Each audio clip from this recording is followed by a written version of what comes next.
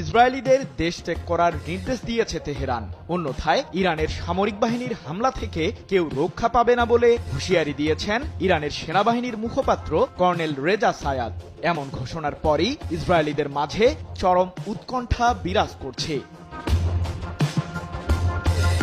টানা চতুর্থ দিনের মতো ইসরায়েল জুড়ে ক্ষেপণাস্ত্র হামলা অব্যাহত রেখেছে ইরানের সামরিক বাহিনী। এতে এখন পর্যন্ত 17 জন ইসরায়েলি নিহত হয়েছেন, আহত হয়েছেন আরও শতাধিক। তেহরানের হামলা কোনোভাবেই ঠেকাতে পারছে না ইসরায়েলের এয়ার ডিফেন্স সিস্টেম আয়রন ডোম। পাল্টা জবাবও দিচ্ছে ইসরায়েলের সামরিক বাহিনী।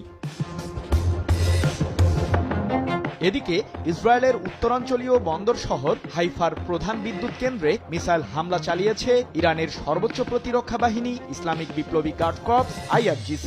এতে ইসরায়েলের মধ্যাঞ্চলে ব্যাপক বিদ্যুৎ বিভ্রাট দেখা দিয়েছে। 16 জুন এক প্রতিবেদনে বিষয়টি নিশ্চিত করেছে মধ্যপ্রাচ্য ভিত্তিক সংবাদ মাধ্যম মেহের নিউজ এজেন্সি। এমন পরিস্থিতির মধ্যে ইহুদিবাদীদের ইসরায়েল ছাড়ার নির্দেশ দিল ইরান। বেনিয়ামিন নেতানিয়াহুর দেশটিতে অবস্থান করলে জীবন মারাত্মক ঝুঁকির মধ্যে পড়বে জানিয়ে ইরানের সেনাবাহিনীর কর্নেল রেজা সায়াদ বলেন, ইরান সাম্প্রতিক ইসরায়েলি সামরিক আগ্রাসনের চরম জবাব দেওয়ার জন্য প্রস্তুতি নিচ্ছে। ইসরায়েল ত্যাগ করুন। এই দখলকৃত ভূমি ত্যাগ করাই আপনার জীবন রক্ষার একমাত্র উপায়। 15 জুন এক প্রতিবেদনে বিষয়টি নিশ্চিত করেছে ইরানের রাষ্ট্রীয় সংবাদ মাধ্যম প্রেস টিভি। স্বাস্থ্যকর অল টাইম হানিকম, সব সময় অল টাইম হেলদি লাইফ।